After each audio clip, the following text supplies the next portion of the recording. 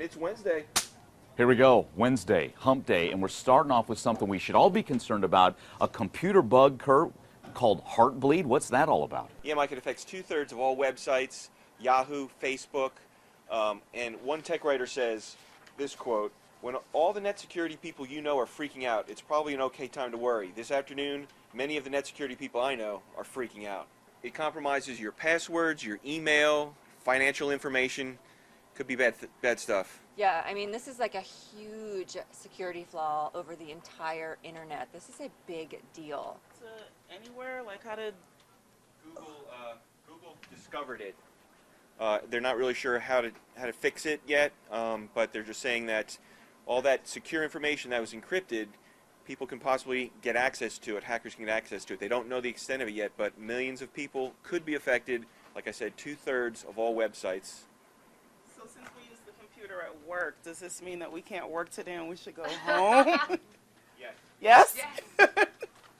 All right, here we go. The headline grabs you. Male strippers at a nursing home. I know you want a snicker, but that's the question. Did the residents really want this, or was this flat-out elder abuse?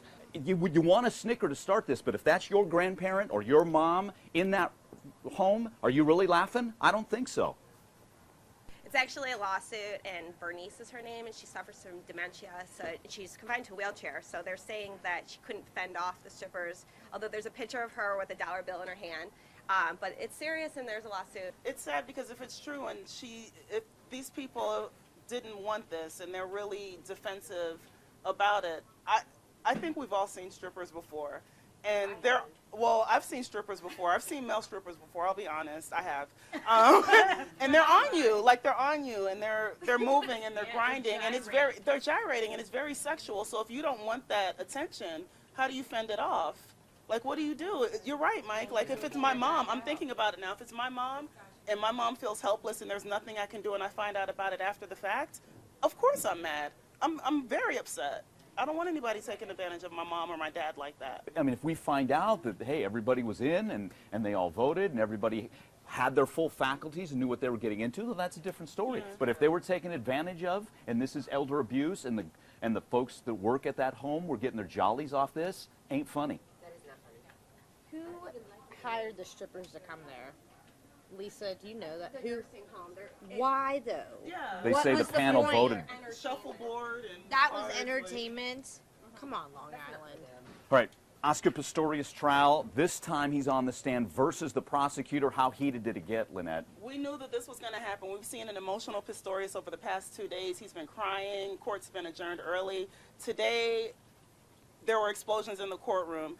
The prosecutor was like, you made a mistake. You shot Reva. You killed Reva. You did this. You did this.